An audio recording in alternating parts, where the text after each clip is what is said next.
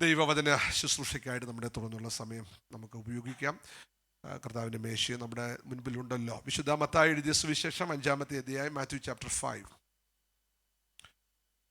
മത്തായി എഴുതിയ സുവിശേഷം 5-ാം അധ്യായം, അതിൻ്റെ 10, 11, 12 വാക്യങ്ങൾ നമുക്ക് വായിച്ചു കേൾക്കാം. Matthew chapter 5 verse 10 on. നീതി നിമിത്തം ഉപദ്രവിക്കപ്പെടുന്നവർ ഭാഗ്യവാന്മാർ, സ്വർഗരാജ്യം അവർക്കുള്ളത്.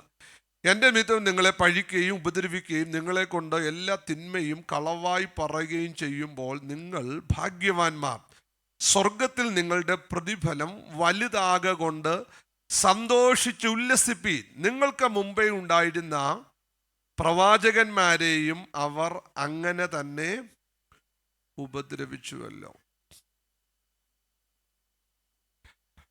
ഗിരിപ്രഭാഷണത്തിൻ്റെ ആമുഖമായി കർത്താവ്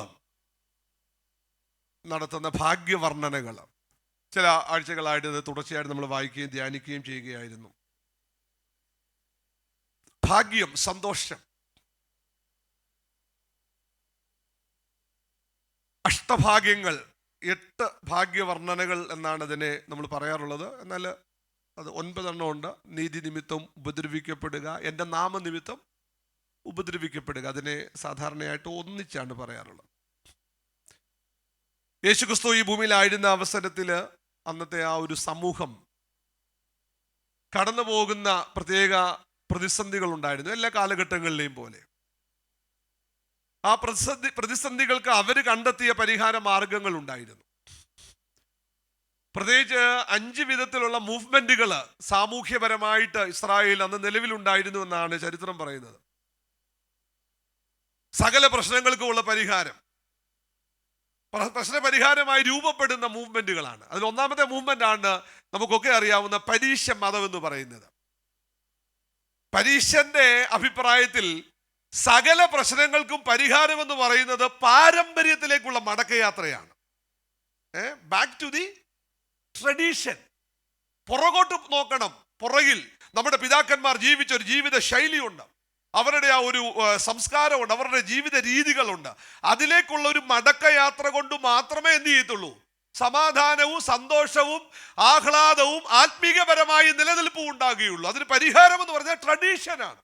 പക്ഷെ കർത്താവ് അതിനെ അംഗീകരിച്ചില്ല. കാരണം അവർ പാരമ്പര്യം എന്ന് പറയുന്നത് പാത്രം കഴുകുന്നതും അവർ വസ്ത്രം ധരിക്കുന്നതും കൈ കഴുകുന്നതും ഒക്കെ ഉള്ള കാര്യങ്ങൾ അവർ പരിമിതപ്പെടുത്തുകയാണ്. ഏറ്റവും പ്രധാനമായിട്ടുള്ള ആന്തരികമായ രൂപാന്തരത്തെക്കുറിച്ച് അവരെന്ത് ചെയ്യുന്നില്ല, ഒന്നും തന്നെ പറഞ്ഞില്ല. അതുകൊണ്ട് വളരെ നിശ്ചിതമായ ഭാഷയിൽ പരീശ മതത്തിനെതിരായിട്ട് കർത്താവ് നിലപാടെടുത്തു. പാരമ്പര്യത്തിലേക്കുള്ള മടക്കമല്ല, തിരുവഴുത്തിലേക്കുള്ള മടക്കമാണ് ഒരു സമൂഹത്തെ ശുദ്ധിയോടെ നിർത്തുന്നതെന്ന് കർത്താവ് വളരെ ശക്തമായിട്ട് പറഞ്ഞു. ഒരാമയും പറഞ്ഞ്. രണ്ടാമത് മറ്റൊരു മൂവ്മെന്റ് ആയിരുന്നു അന്നുണ്ടായിരുന്നത്. നമുക്കറിയാം, സാധൂക്യ മതമുണ്ട്. സാധോക്ക് എന്ന് പറയുന്ന മഹാപുരോഹിതന്റെ ഒക്കെ സ്വാധീനത്തിൽ രൂപപ്പെട്ടു വന്നൊരു മൂവ്മെന്റ് ആണത്. അവരെ സംബന്ധിച്ചിടത്തോളം അവർ കുറച്ചുകൂടെ ലിബറൽ ആയിരുന്നു. ലിബറൽ എന്ന് പറഞ്ഞാൽ യുക്തിബോധത്തിന് വളരെ പ്രാധാന്യത കൊടുത്തുകൊണ്ടാണ് അവർ ഇടപെടുന്നത്. അവർ മരിച്ചവരിൽ നിന്ന് ഉയർത്തെഴുന്നേൽപ്പോ ദൂതന്മാരോ അങ്ങനെയൊക്കെയുള്ള സൂപ്പർ നാച്ചുറൽ ആയിട്ടുള്ള എൻറ്റിറ്റികളൊന്നും അവർ വിശ്വസിക്കുന്നില്ല. അവർ പറയുന്നത് we need to be much more open. നമ്മുടെ ഹൃദയമൊക്കെ ഒന്ന് വൈഡർ ആവണം, സാഹചര്യങ്ങളെയൊക്കെ നമ്മൾ ഉൾക്കൊള്ളണം. ശാസ്ത്രമൊക്കെ അതിവേഗം വളർന്നുകൊണ്ടിരിക്കുക. അങ്ങനെയാണെങ്കിൽ ഈ പഴയ കഥകളൊക്കെ എന്ത് ചെയ്യണം, വിട്ടുകളഞ്ഞിട്ട് ഇതിനെയൊക്കെ ഒന്ന് വെട്ടിത്തയ്ച്ച് ആധുനിക മനുഷ്യന് അംഗീകരിക്കാകുന്ന വിധത്തിൽ ആത്മീയതയെ ഒന്ന് പുനർനിർമ്മിക്കണമെന്നാണ് അവർ പഠിപ്പിക്കുന്നത്.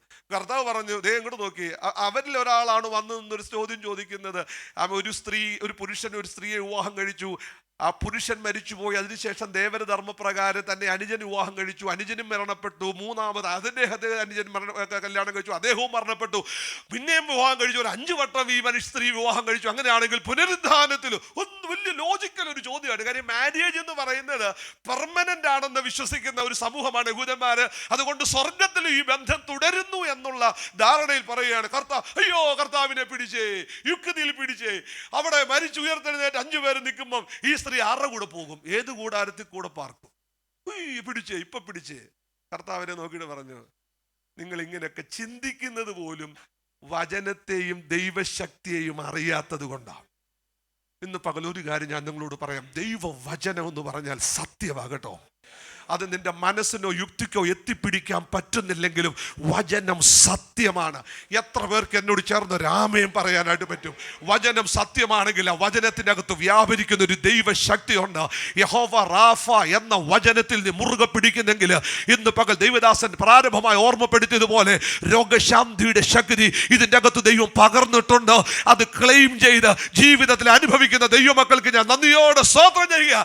രോഗശാന്തി മാത്രമല്ല, ഏത് വിഷയങ്ങളും ആത്മീയമാകട്ടെ, ഭൗമികമാകട്ടെ, ശാരീരികമാകട്ടെ, ഇതിൻ്റെ അകത്തത് കവറിംഗ് ആണ്. കർത്താവ് ഇവരെ ശാസിച്ചുകൊണ്ട് പറയുക, നിങ്ങൾക്ക് അറിയില്ല ദൈവശക്തി എന്താണെന്ന്. പലപ്പോഴും എൻ്റെ പൊന്നു പ്രിയപ്പെട്ടവരെ, പെന്തക്കോസ്തുകാരായ നമ്മൾ 100 കൊല്ലം പിന്നിട്ടതുകൊണ്ട് അല്പസ്വല്പം പരീക്ഷത്തൊക്കെ നമ്മുടെ മനസ്സിലേക്ക് കയറിയിട്ടുണ്ട്. പരിശുദ്ധാത്മാവ് ഇങ്ങനെ വരൂ, പരിശുദ്ധാത്മാവ് ഇവിടെയേ വരൂ, ഇങ്ങനെയുള്ളവരെ കർത്താവ് ഉപയോഗിക്കത്തുള്ളൂ. ഒരു കാര്യം ഞാൻ വളരെ വിനയപൂർവ്വം നിങ്ങളോട് പറയാം, എല്ലാ മൂവ്മെന്റുകളെയും നമ്മൾ അംഗീകരിക്കേണ്ട കാര്യമില്ല, എല്ലാത്തിൻ്റെയും പുറകെ പോകരുത്. പക്ഷെ ദൈവാത്മാവിനെയോ ദൈവവചനത്തെയോ പരിമിതപ്പെടുത്തരുത്. ഒരാമീൻ പറഞ്ഞേ, ഈ ഭൂമിയിൽ നീ തനിച്ചാണെങ്കിലും വിശ്വസിക്കണം, വിശ്വസിക്കുന്നവർക്ക് വേണ്ടി വ്യാപരിക്കുന്ന ദൈവശക്തിയുടെ അളവറ്റ വലിപ്പമുണ്ട്. എത്ര പേർക്ക് എന്നോട് ചേർന്ന് രാമയും പറയാൻ പറ്റുമെന്ന് അറിയത്തില്ല. ആ പ്രവാചക ശിഷ്യന്മാരുടെ ഭാര്യമാരിൽ ഒരുത്തി കടക്കാരൻ്റെ മക്കളെ പിടിച്ചുകൊണ്ട് പോകാൻ വരുന്നു എന്ന് പറയുമ്പോൾ പ്രവാചകൻ പറയുക, നിന്റെ വീട്ടിൽ എന്താ ഉള്ളത്? വീട് അടച്ചു വെച്ച് കാലിപ്പാത്രങ്ങൾ മേടിക്കുന്നു പറഞ്ഞ് കാലിപ്പാത്രങ്ങൾ മേടിച്ച് ആ എണ്ണ അതിലേക്ക് പകർന്നപ്പോൾ കാലിപ്പാത്രങ്ങൾ നിറഞ്ഞെങ്കിൽ അവരുടെ പ്രശ്നങ്ങൾക്ക് അതിലൂടെ പരിഹാരം വന്നെങ്കിൽ, ആമേൻ, ഏലിയാവിന്റെ ദൈവം, എലീശയുടെ ദൈവം ഇന്നും ജീവിക്കുന്നു എന്ന് വിശ്വസിക്കുന്ന ദൈവമക്കളെ ഓർത്ത് ഞാൻ ദൈവത്തിന് സ്തോത്രം ചെയ്യുക. ഇല്ലാത്തതിനെ ഉള്ളതുപോലെ വിളിച്ചു വരുത്തുന്നവൻ, ആമേൻ, അൽഫയും ഒമേഗയുമായ എൽ ശദായിയായ ദൈവത്തിന്റെ സാന്നിധ്യം ഇന്ന് പകൽ നമ്മുടെ നടുവിൽ ചലിക്കുന്നുണ്ട്. ആ ഉൾബോധ്യത്തിനായി ഞാൻ സ്തോത്രം ചെയ്യുക. ആരൊക്കെ യുക്തിബോധത്തിന് പുറകെ പോകട്ടെ, നിന്റെ മനസ്സിൽ ഉറപ്പുണ്ടാകണം, വിശ്വസിക്കുന്നവർക്ക് വേണ്ടി ഈ ശക്തി വ്യാപരിക്കും. ഒരാമയും പറഞ്ഞേ. അങ്ങനെയാണെങ്കിൽ സദൂക്യരുടെ ലിബറലിസം പ്രശ്നത്തിന് പരിഹാരം വരുത്തുന്നില്ല. പിന്നെ വന്ന അടുത്തൊരു മൂവ്മെന്റ് ആണ് എസീൻസ് എന്ന് പറയുന്ന ഒരു വിഭാഗം. പുതുനിയമത്തിൽ അതിനെക്കുറിച്ച് പരാമർശിച്ചില്ല.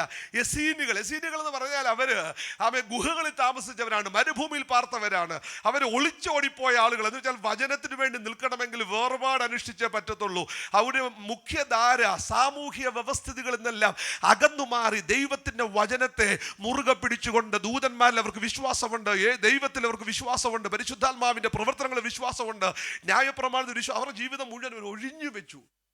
അവരുടെ ആകെയുള്ള ബിസിനസ് എന്ന് പറഞ്ഞാൽ വചനം എഴുതി കൊടുക്കുന്ന സ്ക്രൈബ്സാ എഴുതി കൊടുക്കും. അവർ വളരെ ഗുഹകളിലൊക്കെ പാർത്തവരാണ്. കുഞ്ഞുങ്ങളെ സ്കൂളിലൊന്നും വിടാതെ, അവർക്ക് റേഷൻ കാർഡില്ല, അവർക്ക് ആധാർ കാർഡില്ല, അവർക്ക് സാമൂഹ്യമായ ബന്ധങ്ങളില്ല, അവർ അകന്നൊഴിഞ്ഞു നിൽക്കുക.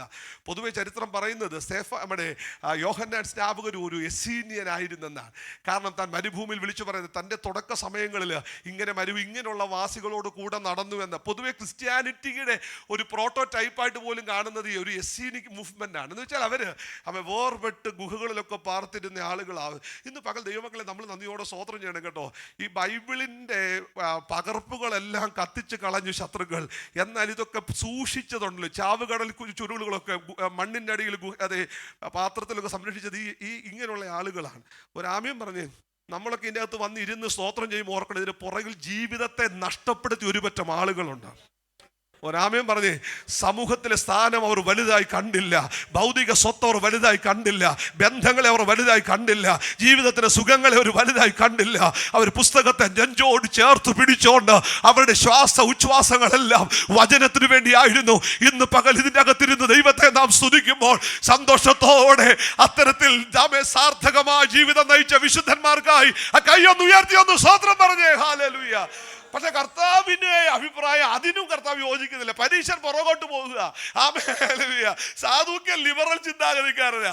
എന്നാൽ ഇയാളുണ്ടല്ലോ എസീഡ്സ് എന്ന് പറയുന്ന ആളുകൾ ഒളിച്ചോട്ടക്കാരാ. കർത്താവ് അതിനെ അംഗീകരിച്ചിരുന്നില്ല. പൗലോസ് പറയുന്നുണ്ട്, അങ്ങനെയാണ് നിങ്ങൾ ലോകം വിട്ടു പോകേണ്ടി വരുമെന്ന്. അങ്ങനെ സാമൂഹ്യ നിഷേധിയായ ഒരു ആത്മീയത കർത്താവ് പഠിപ്പിച്ചിട്ടില്ല. അതുകൊണ്ടാണല്ലോ നമ്മളെല്ലാം വോട്ട് ചെയ്യണമെന്ന് പറഞ്ഞത്. വോട്ട് ചെയ്യണം, പക്ഷെ കാശ് മേടിക്കരുത്. അത് നമ്മൾ അംഗീകരിക്കുന്നത്. അത് ജനാധിപത്യത്തിൻ്റെ വിശ്വാസ്യതയുടെ മേലുള്ളൊരു കടന്നു കയറ്റമാണ്. സങ്കടം തോന്നി ചില ഘട്ടങ്ങളൊക്കെ ഉപദേശിയായാലും പാസ് അഭിമാനമുള്ള പോലെ അഭിമാനമുള്ളത് നമുക്ക്. ചില കാര്യങ്ങളൊക്കെ എൻ്റെ പാസ്റ്ററെ ചില ആളുകളുടെ പെരുമാറ്റം കാണും ഉപദേശിയായാലും എന്ന് ഓർത്ത് വിഷമമുണ്ട്. ഇപ്പം നമ്മളൊക്കെ ആണെങ്കിൽ പലയിടത്തും നിന്ന് കൊടുക്കുക, ഇത് നമ്മൾ വ്യാജമാണോ അല്ലയോ എന്നുള്ളത് ഇപ്പം ജനങ്ങൾ ഒരിച്ചു നോക്കി തീരുമാനിക്കുക. ഒരു സ്വതന്ത്രം വരുന്നില്ല. പണ്ടൊക്കെയാണ് വെള്ളുടുപ്പൊക്കെ ഇടപെട്ട് ചെന്ന് കഴിഞ്ഞാൽ നമ്മളെ ഫസ്റ്റ് സ്വോത്രം ഇപ്പൊ അങ്ങനെയല്ല. വിശ്വാസം ഒന്ന് ഉരച്ചു നോക്കും, ഇങ്ങനെ ശരിയാണോ ഇദ്ദേഹത്തിന് മേൽ വ്യാപരിക്കുന്ന ആത്മാവ് പരിശുദ്ധാത്മാവ് തന്നെയാണോ? ഇദ്ദേഹത്തിന് വ്യാഗ്രഹവും വഞ്ചനയുള്ള ആളാണോ അതോ ഇടത്തോട്ടാണോ? ദൈവമക്കൾ ഇങ്ങനെ പ്രാർത്ഥിച്ചോണ്ടിരിക്കുക. ഇപ്പൊ പലപ്പോഴും ഉരച്ചു നോക്കുമ്പോൾ വലിയ ബുദ്ധിമുട്ട്. ഉരയുമ്പോളേ നമ്മളങ്ങ് ചെറുതായി പോവുക. ഒരു സ്വോത്രം വരുന്നില്ല, ഒരാമയും വരുന്നില്ല. സോ അങ്ങനെ ഒരു വേർപിരിയൽ നമ്മൾ ബൈബിൾ പറയില്ല. അങ്ങനെയാണ് നിങ്ങൾ ലോകം വിട്ടു പോകേണ്ടി വരും. വേർപാട് അനുഷ്ഠിക്കണം. ആരോട്? സഹോദരൻ എന്ന് പേര് പറയുകയും, ഹലോ, സഹോദരി എന്ന് പേര് പറയുകയും എന്നിട്ട് ഈ വിശ്വാസത്തിൽ നിന്ന് വ്യതിചലിച്ചു പോയി പരസ്യമായി പാപത്തിൽ ഇടപെടുകയും ചെയ്യുന്നവരിൽ നിന്ന് നിങ്ങൾ എന്ത് ചെയ്യണം? അതാണ് വേർപാട്, സെപ്പറേഷൻ. അപ്പൊ നോക്കി പരീക്ഷ പുറകോട്ട് നോക്കി ജീവിക്കുക. ആമേൻ. സാധുക്യനാണെങ്കിൽ ജീവിതത്തെ തുറന്ന് അപ്ഡേറ്റ് ചെയ്യാൻ ശ്രമിക്കുക. ഈ മൂന്നാമത്തെ കൂട്ടരായ എസീൻസ് ആണെങ്കിൽ ജീവിതത്തിൽ നിന്ന് ഒളിച്ചോടുക. എന്നാൽ അത് കൂട്ടത്തിൽ വേറൊരു കൂട്ടരുണ്ടായിരുന്നു, സിലോട്ട്സ് എന്ന് പറയുന്ന എരിവുകാരുണ്ടായിരുന്നു.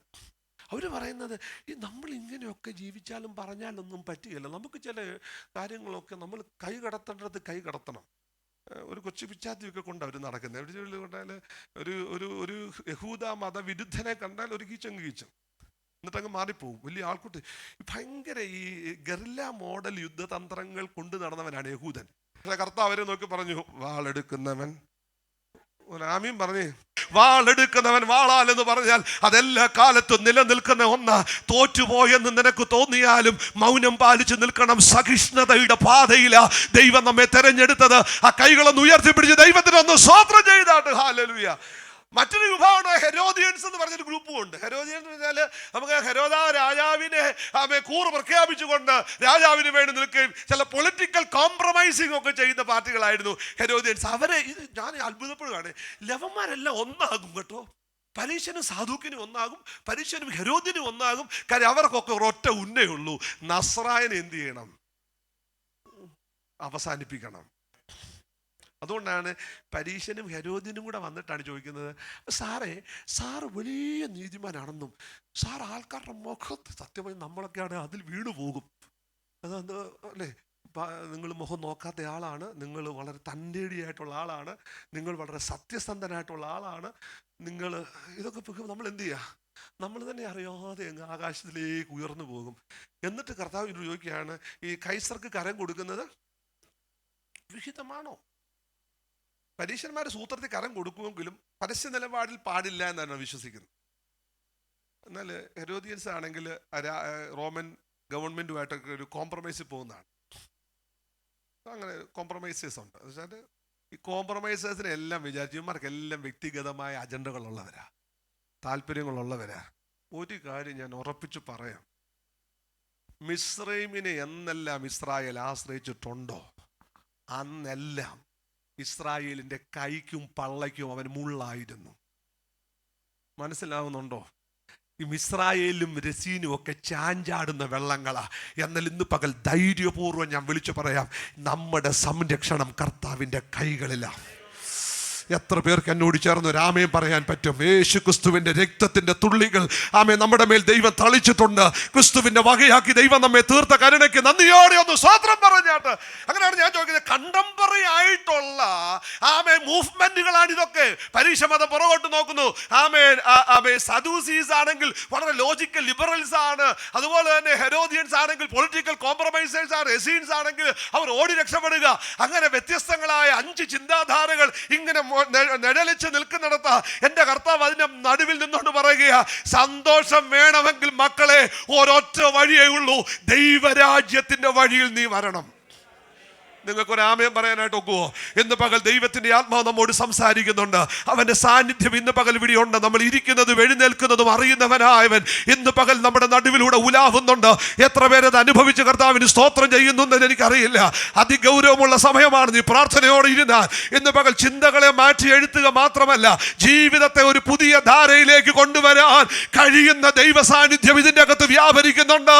എന്നോട് ചേർന്ന കൈയൊന്ന് ഉയർത്തി ഒന്ന് സ്തോത്രം ചെയ്താട്ട്. പെട്ടെന്ന് ഞാൻ പറയുക, കർത്താവ് പറയാം, മക്കളെ ഇതൊന്നുമല്ല, ഹെരോദ്യന്റെ വഴിയല്ല, സാദൂക്യന്റെ വഴിയല്ല, പരീശന്റെ വഴിയല്ല, എൻ്റെ വഴി എന്ന് പറഞ്ഞാൽ മാനസാന്തരത്തിന്റെ വഴിയാണ്. കർത്താവ് പറഞ്ഞു മാനസാന്തരപ്പെടണം. അതിന് കർത്താവ് പഠിപ്പിക്കുന്ന വഴി ഇതാണ്. ഇത് ചെറിയ വാതിലും യാത്ര ഇടുക്ക് വഴിയിലൂടെയാണ്, കണ്ടെത്തുന്നവർ ചുരുക്കമാണ്. ഞാൻ ഇങ്ങനെ നമ്മുടെ ഒരു അസ്വസ്ഥത ഇതാണ്. ഈ വിശാലമായ വഴിക്ക് പാരലായിട്ട് ഒരു ഇടുക്ക് വഴി ആയിരുന്നെങ്കിൽ ഒരു കുഴപ്പമില്ലായിരുന്നു. അവരെല്ലാം കൂടെ ആ വഴിയും പോവും, നമ്മളെല്ലാം കൂടെ അല്പജനമാണെങ്കിൽ ഈ വഴി കൂടെ എന്ത് ചെയ്യാം. പക്ഷെ ശരിക്കും ഈ വഴി എന്ന് പറഞ്ഞാൽ വിശാലമായ വഴിയിലെ ആളുകൾ ഒരു ദിശയിലേക്ക് പോകുമ്പം ദൈവരാജ്യത്തിന്റെ പൗരന്മാർ സഞ്ചരിക്കുന്നത് ഇവരങ്ങോട്ട് സഞ്ചരിക്കുന്ന അതേ വഴിയിലൂടെ നേരെ വിപരീത ദിശയിൽ യാത്ര ചെയ്യാനാണ്. ഹലോ, ഒരാമീൻ പറഞ്ഞേ. അതായത് വലിയ കൂട്ടം നേരെ അങ്ങോട്ട് പോകുമ്പോൾ ഈ ചെറിയ കൂട്ടം നേരെ എതിരായിട്ട് വരിക. ഈ രണ്ട് യാത്രകൾ തമ്മിലൊരു ഏറ്റുമുട്ടലുണ്ട്. ഇന്ന് പകലപ്പോഴും ദൈവമക്കളെ കുഞ്ഞുങ്ങളൊക്കെ ഗൗരവമായി ചിന്തിക്കുന്ന ഒരു വഴിയാണ്. രാവിലെ എഴുന്നേൽക്കണം, പാട്ട് പാടണം, പ്രാർത്ഥിക്കണം, ബൈബിൾ വായിക്കണം, വിശുദ്ധിയോടെ ജീവിക്കണം, തലമുടി വെട്ടുന്നതിന് നിഷ്കർഷ, വസ്ത്രം ധരിക്കുന്നതിന് നിഷ്കർഷ, ഓരോന്നിനും നിഷ്കർഷ, എൻ്റർടൈൻമെൻറ്റിന് നിഷ്കർഷ. ഇങ്ങനെയൊക്കെ ജീവിക്കുന്നവർ മറ്റേ വശത്താണെങ്കിൽ ഇതൊന്നുമില്ല, അത് അടിച്ചു പൊളിച്ച് കുറേ എണ്ണം നടക്കുന്നു. ഏതാ കർത്താവേ ശരി? അവന്മാർക്കാണെങ്കിൽ വെച്ചടി എല്ലാം A+. നമുക്കാണെങ്കിൽ ഒരു പരീക്ഷ നടക്കുകയാണെങ്കിൽ ഏറ്റവും ബുദ്ധിമുട്ടുള്ള ചോദ്യം നമുക്ക് വരും, അല്ലേ? അവർക്കാണെങ്കിൽ പനിയോ ചുമയോ ഒന്നുമില്ല, നമുക്കാണെങ്കിൽ പനിയും ചുമയൊക്കെ. അപ്പോൾ ഒരു ചോദിച്ചു കഴിഞ്ഞാൽ പരീക്ഷാ സമയമാകുമ്പോൾ ഇത് ഓട്ടോറിക്ഷ കയറി വരും, അല്ലേ? അപ്പൊ കർത്താവ് ഇത് വല്ല ശരിയാണ്? നമ്മുടെ ജീവിതം ഇത് ഓരോ ദിവസവും നമ്മുടെ ജീവിതം ശുഷ്കിച്ച് പോവുക. ലവന്മാരാണ് വെച്ചടി എന്ത് ചെയ്യുക, കയറി വരിക. അപ്പൊ ഈ സത്യത്തിലൊരു വലിയൊരു ടെൻഷൻ, രണ്ട് വഴികൾ തമ്മിലുള്ള ഏറ്റുമുട്ടല്ല. എന്നാൽ ഒരു കാര്യം എൻ്റെ പൊന്നു മക്കളെ, കുഞ്ഞുങ്ങളെ, മുതിർന്നവരെ ഞാൻ ആത്മാർത്ഥതയോടുകൂടെ പറയാം, നമ്മൾ ഈ വഴി കണ്ടെത്തിയവരല്ല. എന്നാൽ നമുക്ക് മുൻപായി ഈ വഴി നടന്ന ഒരുവനുണ്ട്. അവന്റെ പേരാണ് യേശു ക്രിസ്തു. അവൻ ജയാളിയായവനാണെങ്കിൽ ആ കൈയൊന്ന് ഉയർത്തിപ്പിടിച്ച് ദൈവത്തിന് സ്തോത്രം ചെയ്തേ. നമ്മുടെ ജീവിതം ഈ വഴിയുടെ പരീക്ഷണമല്ല, പരീക്ഷിച്ച് ജയിച്ച ഒരു വഴിയിലേക്ക് ദൈവം നമ്മെ കൊണ്ടുവന്നത് കൊണ്ട് സ്തോത്രം ചെയ്യുകയാണ്. എനിക്ക് വളരെ ആവേശമുണ്ട് ഈ ഭാഗങ്ങൾ പ്രസംഗിക്കാൻ. അവിടെ കർത്താവിന്റെ ആ തിയോളജി നോക്കി തുടക്കം ഇതാണ്. ലോകം പറയുന്നു സെൽഫ് എസ്റ്റീം, ആത്മാഭിമാനം, സ്വയം ഉയർത്തി നിൽക്കൽ, ഇതൊക്കെയാണ് ഒരു മനുഷ്യന്റെ കരുത്ത്. കർത്താവ് പറയാണ് ആത്മാവിൽ ദരിദ്രരായവർ ഭാഗ്യവാന്മാർ, ദൈവരാജ്യം ആരുടേതാ? നെഞ്ചും പൊക്കി തോളിങ്ങനെ ഉയർത്തിപ്പിടിച്ച് നടക്കുന്ന ഒരു പറ്റത്തിന്റെ മുമ്പിൽ വല്ലാത്ത കോൺഫിഡൻസ് കാണിക്കുന്നതിന് നടുവിൽ ഒരു പറ്റം ജനങ്ങൾ തലയും കുനിച്ച് ബലപ്പെട്ട് പാപ്പരായിട്ട് നടക്കുക. ഒരു സ്തോത്രം പറഞ്ഞേ. പാപ്പരായിട്ട് നടക്കുന്നതിന് നോക്കി പറയുക, നീ ഭാഗ്യവാനാ, കാരണം നിനക്കറിയാം ശരിയായിട്ടുള്ള ശക്തി എവിടാണെന്ന്. നിനക്കറിയാം നിലനിൽക്കുന്നത് ഏത് ഭാഗത്താണെന്ന്. നിനക്കറിയാം ഈ ലോകത്തിന്റെ ശരിയും നിത്യതയുടെ വലിപ്പവും. എന്നോട് ചേർന്ന് രാമേ പറഞ്ഞാട്ട് ഹല്ലേലൂയ. രണ്ടാമത് പറയുക, ദുഃഖിക്കുന്നവരാരാണ്? അയ്യോ, കരയുന്നവർ ഭാഗ്യം. No tears, no more tears. Be bold. Be പറഞ്ഞേ, ബോൾഡ്. ബോൾഡ്നെസ്. നമ്മൾ ബോൾഡായിരിക്കണം. അതും ഇതൊന്നും കേട്ട് നമ്മൾ നടക്കാൻ പറ്റുന്നത്, നമ്മൾ ബോൾഡായിട്ട് നടക്കണം. ഇപ്പുറത്ത് പറയുക, കരയുന്നവരാണ് ഭാഗ്യവാന്മാർ. എന്തിനെ ഓർത്തുള്ള കരച്ചില്ല? കർത്താവേ, ഇത്ര ദാരിദ്ര്യാവസ്ഥയിൽ, പാപത്തിന്റെ ബന്ധനത്തിൽ, ദുർബലതയിലാണല്ലോ നടക്കുന്നത്. എൻ്റെ ജീവിതത്തെ ഒന്ന് തിരിച്ചു പിടിക്കാൻ നീ എന്നെ സഹായിക്കണേ. ഒരു കാര്യം ഞാൻ ഉറപ്പിച്ചു പറയാം, ദൈവ പൈതലേ, കരയുന്നവനാണ് ആശ്വാസപ്രദന്റെ അഭിഷേകവും സഹായവും ലഭിക്കുന്നത്. പിന്നീട് വായിക്കുന്നത് സൗമ്യത ഉള്ളവർ. സൗമ്യത മീക്കാണ്. Meekness consider as a weakness, അല്ലേ? വീക്ക് ലിങ്ക് എന്നൊക്കെ പറയും. അല്ലാതെ നമ്മൾ പറയുക ദൈവവചനത്തെ മുറുകെ പിടിച്ചോണ്ട് ഇതാണ് ശരി, ഇതിന്റെ പ്രവർത്തനത്തിന്റെ പൂർണ്ണതയ്ക്ക് വേണ്ടിയുള്ള ഒരു കാത്തിരിപ്പോടെ ഒരു ദൈവ പൈതൽ ഇരിക്കുക. സൗമ്യത. ഇതൊക്കെ എന്താ ഏറ്റവും മോശപ്പെട്ട ടാഗുകളാ. സ്തോത്രം പറഞ്ഞേ. കരിയറില്, ജോലിയില്, ബിസിനസ്സില്, ആത്മീയതയില്, എല്ലാ മേഖലയിലും തന്നെ പാസ്റ്റേഴ്സ് എന്ന നിലയിൽ വലിയ കോമ്പറ്റീറ്റീവായിട്ടാണ് ഞങ്ങളൊക്കെ നിൽക്കുന്നത്. പാസ്റ്റർമാർക്ക് വേണ്ടി തന്നെ ഇപ്പൊ ഡിസൈൻഡ് ക്ലോത്തുകളൊക്കെ തയ്ക്കുന്ന തയ്യൽക്കടയൊക്കെ ഉണ്ട്. അവർക്കുള്ള ചെരുപ്പുകൾ നമ്മൾ ഭയങ്കര മത്സരമാണ്, എങ്ങനെ ഒപ്പിക്കും എന്നുള്ളതാണ്. ഒരു സ്തോത്രം പറഞ്ഞേ. ശരിക്കും ഭയങ്കര പാടാണ് ദൈവമക്കളെ ഫീൽഡിൽ പിടിച്ചു നിൽക്കാണെന്നാ പറയുന്നത്.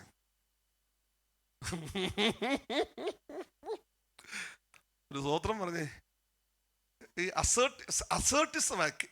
നമ്മളെ തന്നെ ഒന്ന് പറഞ്ഞേ, ഏൽപ്പിച്ച് കീഴ്പ്പെടുത്തി എടുക്കലിലാണ് ഇന്ന് ജയം നിൽക്കുന്നത്. അപ്പൊ നോക്കി, കർത്താവിന്റെ പഠിപ്പിക്കൽ മുഴുവൻ നേരെ തല തിരിച്ചാ ദൈവമക്കളെ കാണിക്കുന്നത്. നേരത്തെ പറഞ്ഞതുപോലെ ദാരിദ്ര്യത്തിന്റെ മഹത്വം, കണ്ണുനീരിന്റെ മഹത്വം, സൗമ്യതയുടെ മഹത്വം. അടുത്തായിട്ട് വായിക്കുന്നത് എന്താണ്? വിശപ്പ്, ആപ്പിറ്റൈറ്റ്സ് എന്തിനു വേണ്ടിയുള്ള? ആപ്പിറ്റൈറ്റ്സ് ഫോർ പ്ലഷർ. ഇന്നത്തെ എല്ലാവരുടെയും ആപ്പിറ്റൈറ്റ് എന്തിനു വേണ്ടിയുള്ളതാ പറഞ്ഞേ? പ്ലഷർ. ഇന്ന് എന്തെല്ലാം സൗകര്യങ്ങളാണെന്നറിയോ? നമ്മുടെ മൊബൈലിൽ തന്നെ പ്രീമിയം ഉണ്ട്, അതുണ്ട്, ഇതുണ്ട്, ആപ്പുകളുണ്ട്. അവസാനം ആപ്പിലാവാതിരുന്നാൽ മതി. കുഞ്ഞുങ്ങളെ ഇങ്ങോട്ട് നോക്കി, വളരെ ഓണസ്റ്റ് ആയിട്ട് ഞാൻ പറയാം. ട്രാൻസ്പെറൻസി എന്ന് പറഞ്ഞ് ഇന്ന് ആളുകൾ ആഘോഷിക്കുന്നുണ്ട്. എന്ത് കുരുത്തക്കേട് ചെയ്താലും ഇതൊക്കെ ലളിതമാണെന്ന് ധരിച്ചു പോകുന്ന ആളുകളാണ്. പ്ലഷറിന്റെ ഒരു ആപ്പിറ്റൈറ്റാണ് നിന്നിൽ നിലനിൽക്കുന്നതെങ്കിൽ ഈ വെള്ളം കുടിക്കുന്നവന് പിന്നെയും പിന്നെ ദാഹിക്കും. ഈ യാത്ര അവസാനം ചെന്ന് ചേരും നിത്യ നരകത്തിലായിരിക്കും. എന്നാൽ do you have an appetite for the word? വചനത്തിന് വേണ്ടി ഒരു കൊതി നിനക്കുണ്ടോ? പ്രസൻസിന് വേണ്ടിയുള്ളൊരു കൊതിയുണ്ടോ? ആത്മസാന്നിധ്യത്തിന് വേണ്ടി ഒരു കൊതിയുണ്ടോ? കുഞ്ഞുങ്ങളെ ഇങ്ങോട്ട് നോക്കിയേ. സ്വോത്രം, സ്വോത്രം, സ്വോത്രം. ഹലോ, വചനത്തിന് വേണ്ടിയുള്ളൊരു കൊതി, പരിശുദ്ധാത്മാവിന് വേണ്ടിയുള്ളൊരു കൊതി. കർത്താവേ, നീ എന്നെ ഒന്ന് നിറയ്ക്കണേ, എന്നെ ഒന്ന് നിറയ്ക്കണേ, നിന്റെ ശക്തിയാൽ നീ എന്നെ ഒന്ന് നിറയ്ക്കണേ. എന്നോട് ചേർന്ന് എത്ര പേര് അങ്ങനെ ആഗ്രഹിക്കുന്നുണ്ട്? The right appetites. ഞാൻ നിങ്ങളോട് പറയാം, ഈ കർത്താവിൻ്റെ വഴി എന്ന് പറയുന്നത് ഈ വഴി. എന്താ വഴി? നിങ്ങൾ നോക്കിയേ. സ്വയം ബലഹീനത തിരിച്ചറിഞ്ഞുകൊണ്ട് അതിൽ നിലവിളിക്കുകയും വചനത്തിൽ അതിനുള്ള ഉത്തരം കണ്ടെത്തുകയും അതിനുവേണ്ടി കാത്തിരിക്കുകയും ഹൃദയശുദ്ധിയോടുകൂടെ കാത്തിരുന്ന് ഒരു റൈറ്റ് ആപ്പിറ്റൈറ്റ് വരിക. ആ റൈറ്റ് ആപ്പിറ്റൈറ്റിൽ നിന്നാണ് നീതിക്ക് വേണ്ടി നീതി വരുന്നത്. നീതിയിൽ നിന്നാണ് സമാധാനം വരുന്നത്. കഴിഞ്ഞ ആഴ്ച ഞാനത് പറഞ്ഞു. സമാധാനം എന്ന് പറഞ്ഞാൽ I am okay, you are okay, everyone is okay എന്ന് പറയുന്നതല്ല. സമാധാനം എന്ന് പറയുമ്പോൾ വരുത്തി ഓരോരുത്തരുടെ മുഖത്തോക്കി അവർക്ക് കേൾക്കാൻ ഇഷ്ടമുള്ള രീതിയിൽ നീ സംസാരിക്കുന്നതല്ല. സമാധാനം ബേസ് ചെയ്യുന്നത് നീതിയുടെ മേലാണ്. ഒരു മനസ്സിലായാൽ ഒരു സ്വോത്രം പറ. നീതി ഇല്ലാത്തടത്ത് സമാധാനം വാഴില്ല. അങ്ങനെയാണെങ്കിൽ ഇന്നലത്തെ ബൈബിൾ സ്റ്റഡിയിൽ ഞാൻ ഓർമ്മപ്പെടുത്തിയതുപോലെ യഹൂദന്റെ മതബോധം എന്ന് പറയുന്നത് വെറുതെ ഉള്ളൊരു മോണോത്തിസം അല്ല. ഇന്നലെ വന്ന ആളുകൾക്കറിയാം, എത്തിക്കൽ മോണോത്തിസമാണ്. എത്തിക്കൽ മോണോത്തിസം എന്ന് പറയുന്നത് നൈതിക, ഞാൻ ഒന്ന് ഡിക്ഷണറി അടിച്ചു നോക്കി, നൈതികമായ ഏകദൈവ വിശ്വാസം. നൈതികത എന്ന് പറയുന്നത് കേവലം ധാർമ്മികതയല്ല, നീതിയുമായി ബന്ധപ്പെട്ടതാ. ഒരാമയം പറഞ്ഞ്, യഹൂദൻ യാഹുവേ എന്ന് വിളിക്കുന്നയാള് നീതിമാനായ ദൈവമാണ്. ഒന്നുകൂടെ പദഭേദം വരുത്തി പറഞ്ഞാൽ, ഭാഷാ ഭംഗി വരുത്തി പറഞ്ഞാൽ, പരിശുദ്ധൻ എന്ന നാമത്തിന് അർഹതയുള്ള ഒരുവനെയാ അബ്ബാ പിതാവേ എന്ന് വിളിക്കുന്നതെങ്കിൽ എന്നോട് ചേർന്ന് എത്ര പേർക്ക് ഒരാമയം പറയാനൊക്കും? ജാതികളുടെ വിഗ്രഹങ്ങളും മതസങ്കല്പങ്ങളും അവരുടെ ചിന്തകൾ കൊത്തതാകുമ്പോൾ പരിശുദ്ധൻ നാമേ എന്ന പേരുള്ള പരിശുദ്ധൻ എന്ന പച്ചവെള്ളത്തെക്കാൾ പാലിനേക്കാൾ വെളിമയുള്ള വിശുദ്ധിയുള്ള സൂര്യന്റെ തേജസ്സിനേക്കാൾ പ്രഭയേറിയ ദൈവത്തെ നാം പരിശുദ്ധൻ എന്ന് വിളിക്കുന്നെങ്കിൽ ഇന്ന് പകൽ അവനെ വിളിക്കുന്ന തന്റെ മക്കൾ വിശുദ്ധരായിരിക്കണമെന്ന ദൈവം ആഗ്രഹിക്കുന്നത്. എത്ര പേർക്ക് ഞാൻ പറഞ്ഞത് മനസ്സിലാകുന്നുണ്ടോ? നമ്മുടെ ഇഷ്ടങ്ങൾക്കും ഇംഗിതങ്ങൾക്കും ഒത്തം താളം ചവിട്ടുന്ന ഒരു ദൈവത്തെയല്ല നമ്മൾ ദൈവമേ എന്ന് വിളിക്കുന്നത്. അവൻ വിശുദ്ധനാണ്, അവൻ വ്യത്യസ്തനാണ്. ഇന്ന് പകൽ പരിശുദ്ധനായ ദൈവം, ബന്ധങ്ങളിലെ പരിശുദ്ധി, ജീവിതത്തിന്റെ പരിശുദ്ധി. ആ കൈയൊന്ന് ഉയർത്തിപ്പിടിച്ച് ദൈവത്തിന് സ്തോത്രം ചെയ്തേ. പ്രവാചകനായ വലിയ പ്രവാചകനായ യെശയ്യാവ് 6-ാം അധ്യായത്തിൽ ഉസിയ രാജാവ് മരിച്ച ആണ്ടിൽ കാണുന്ന ഒരു കാഴ്ചയുണ്ട്. ഉയർന്നും പൊങ്ങിയുമുള്ള സിംഹാസനത്തിന് മേൽ ഒരുവൻ ഇരിക്കുക. ഹല്ലേലൂയ. അവന്റെ തേജസ് കാണുമ്പോൾ ദൂതന്മാർ അന്യോന്യം വിളിച്ചു പറയുക. ഒരു അന്യോന്യം മുഖത്തോട് മുഖം നോക്കിയ ആമേ ദൈവത്തിന്റെ മുഖത്തേക്ക് നോക്കിയാൽ ഒരു പറയുന്നു, പരിശുദ്ധൻ പരിശുദ്ധൻ പരിശുദ്ധൻ. ഈ ശബ്ദം മുഴങ്ങി കേൾക്കുമ്പോൾ ആലയ പുക കൊണ്ട് നിറയുക. ഇന്ന് പകൽ ആ വെളിപ്പാട് കിട്ടിയ വിശുദ്ധന്മാർക്ക് ഞാൻ ദൈവത്തിന് സ്തോത്രം ചെയ്യുക. നിന്റെ ദൈവബോധം ഏതാ, അതിനനുസരിച്ചിരിക്കും നിന്റെ ജീവിതത്തിന്റെ ശൈലികൾ. ഞാൻ പറയുന്നത് കൃത്യതയോടെ ഗ്രഹിക്കണം കേട്ടോ. ദൈവബോധത്തിനനുസരിച്ച് ആ ജീവിതത്തിന്റെ ശൈലി രൂപപ്പെടുന്നത്. നമ്മുടെ ദൈവം പരിശുദ്ധനാണെങ്കിൽ അതിന്റെ വിശുദ്ധിയുടെ തെളിമ ജീവിതത്തിലുണ്ടാകും. ദൈവ സ്നേഹവാനാണെങ്കിൽ ആ സ്നേഹത്തിന്റെ നിറവ് ജീവിതത്തിലുണ്ടാകും. ദൈവം ദയാലുവാണെന്ന് വെളിപ്പെട്ടാൽ ആ ദയയുടെ വെളിപ്പം, ആ വലിപ്പം ജീവിതത്തിലുണ്ടാകും. എന്നോട് ചേർന്ന് രാമയം പറയാൻ എത്ര പേർക്ക് കഴിയുന്നുണ്ടോ? എന്ന് പകൽ യെശയ്യാവ് കണ്ടതുപോലെ തേജോമയനായ ക്രിസ്തുവിന്റെ സാന്നിധ്യം ഈ ആലയത്തിന്റെ അകത്ത് വെളിപ്പെട്ടത് ആത്മമണ്ഡലത്തിൽ കാണുന്ന ഒരാളെങ്കിലും ഉണ്ടെങ്കിൽ ഇന്ന് പകൽ നിന്റെ ഹൃദയം നിറയണം, മനസ്സ് നിറയണം. ഒരു പ്രസംഗം കേൾക്കാൻ വന്നതല്ല, ഇന്ന് പകൽ സാക്ഷ്യം കേൾക്കാൻ വന്നതല്ല, ബന്ധങ്ങളെ പുതുക്കാൻ വന്നതല്ല, ഈ പരിശുദ്ധനെ ഒന്ന് ആരാധിക്കാൻ. ആ കൈയൊന്ന് ചേർത്ത് തട്ടി ആ വായ തുറന്ന് ദൈവത്തെ നീ സ്തുതിക്കുക. അവൻ പരിശുദ്ധൻ പരിശുദ്ധൻ പരിശുദ്ധൻ.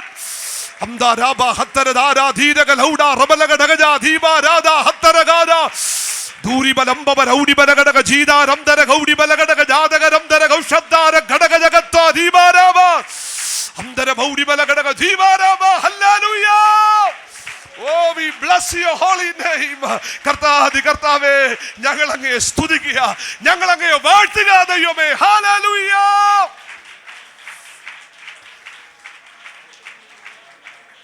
ഒരു നൈതികമായ ഏകദൈവ വിശ്വാസമാണ്. ഒരാമയും പറഞ്ഞേ, കളവ് കാണിക്കുന്ന, കള്ളത്തരം കാണിക്കുന്ന, ആമേൻ, അഴിമതി നടത്തുന്ന, അശുദ്ധിയിൽ രമിക്കുന്ന ഒരു ജീവിത ശൈലി അല്ല ഒരു ദൈവ പൈതലിൻ്റെത്. വേർപാടെന്ന് പറഞ്ഞ വസ്ത്രത്തിൽ മാത്രമല്ല, അഭിരുചികളിലും ആശകളിലും ആഗ്രഹങ്ങളിലും ഒക്കെ വെളിപ്പെട്ടു വരേണ്ട ഒരു നീതിയുടെ തെളിമയുണ്ട്.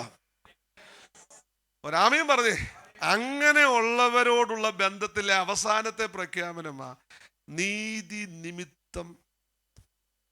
പറഞ്ഞേ, ഉപദ്രവിക്കപ്പെടുന്നവരാരാണ്? ഭാഗ്യവാന്മാരാ. അവർക്ക് എന്തുണ്ട്? ദൈവരാജ്യം അവരുടേതാ. എൻ്റെ നാമം നിമിത്തം, അല്ലെ, ഞാൻ നിമിത്തം നിങ്ങളെ പഴിക്കുകയും ദുഷിക്കുകയും ചെയ്യുമ്പോൾ നിങ്ങൾ ഭാഗ്യമുള്ളവരാ. കാരണം എന്താ വെച്ചാൽ സ്വർഗത്തിൽ നിങ്ങൾക്ക് പ്രതിഫലമുണ്ട്. പഴയ പ്രവാചകന്മാരെയും അവരങ്ങനെയാണ് എണ്ണിയത്.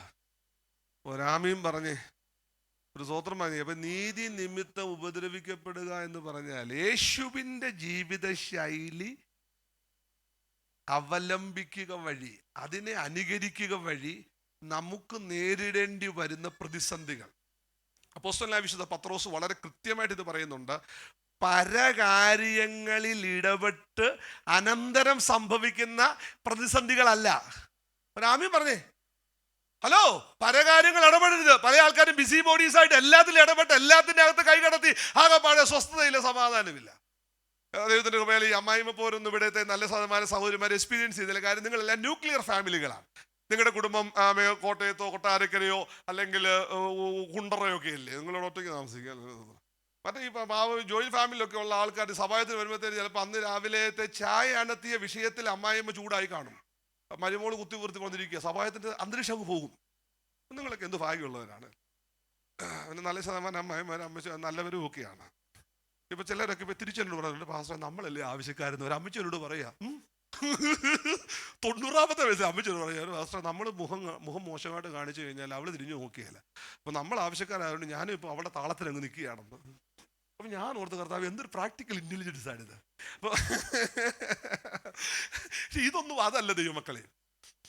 നമ്മുടെ ഷോർട്ട് ടെമ്പേർഡ്നെസ് കൊണ്ടുണ്ടാകുന്ന ആ പ്രതിസന്ധികളിലൊന്നും അതല്ല. അവിടെ വളരെ കൃത്യമായിട്ട് ക്രിസ്ത്യാനിയായിട്ട് കഷ്ടം സഹിക്കേണ്ടി വന്നാൽ ഈ നാമനിമിത്തം നീ ദൈവത്തെ മഹത്വപ്പെടുത്തണം.